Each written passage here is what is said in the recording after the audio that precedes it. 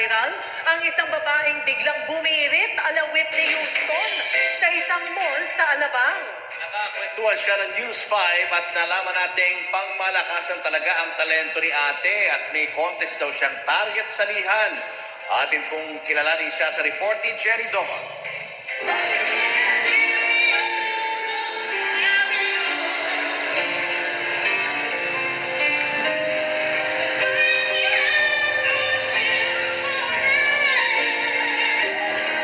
Sandaling pamamasyal ni ate sa mall na ito sa Alabang, nauwi sa nakakawaw niyang pagbirit.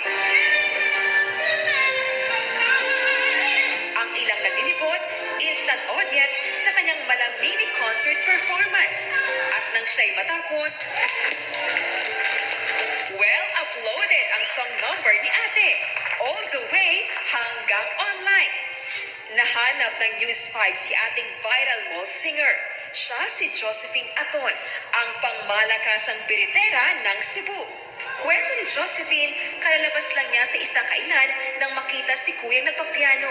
Sabi ko, Kuya, marunong ka bang ng piyesang If I'm Not in Love with You? Kasi sabi sa akin, ay hindi bagay sa boses mo. Sabi niya, ang bagay sa'yo with, didn't we almost have it all? Si Josephine, nagpabilib na rin pala sa Pilipinas Got Talent noong 2010 at sa Tawag ng Tanghalan noong 2016. Ang pagsali niya raw sa mga ito, parehong hindi sinasadya. Ang nangyayari lang noon, yung anak ko gustong sumali sa, di ba, nag-announce kasi yung Pilipinas Got Talent. Sabi niya, no, you have to sing first before me. Sa Tawag ng Tanghalan naman, namimili lang daw siya ng gamit ng kanyang anak sa isang mall nang masaktuhan niyang audition. Habang naghihintay ako sa anak ko na namimili ng gamit niya, naghihintay din ako ng tawagin ako doon. Napalad naman na tinawagan din ako. Kwento pa ni Josephine, libangan daw talaga ng pamilya nila ang kumanta. Kaya pag may mga nadadaan ang nagpapiano o nagigitara, sing-along agad siya. Kaya kahit saang lugar pa raw yan, basta feel niyang kumanta, birit kung birit si Josephine. Kung gusto kong sumigaw, lalo na yung mga kantang sigaw, maghahanap ako ng tabi niyan. Yung may mga puno, gano'n. Doon isisigaw ko, kakanta ko. Sabihin man nilang baliw ako. Pero may tinatarget daw siyang isang contest na gusto niya talagang salihan. Ang gusto ko talagang salihan ngayon, yung gusto kong tumuntong sa Asia's Got Talent or sa Britain's Got Talent or sa America's Got Talent.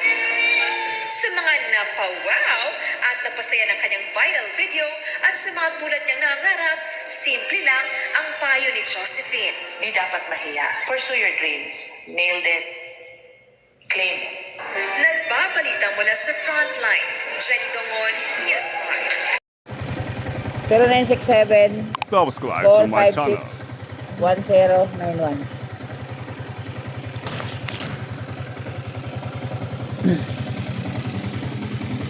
Up. 0967-456-1091. Opo. Yan si Ma'am si Ma'am Uy! Josephine. Si Ma'am Josephine Aton. Tama to? Opo, yung kumanta ng ano po ma'am, yung kinanta niyo po? Didn't we almost have it all? Ayun, yung kumanta doon sa SM Manila po. No. Ayun, yun si Ma'am. ATC. Yun yung naging pasahero ko. Si Ma'am Josephine Aton. Okay na, Ayan. tinan mo. Opo, yun, salamat po ma'am. Thank Yun. you. Ingat. Si Ma'am Josephine, ingat din po. Ma'am Josephine Aton. Yung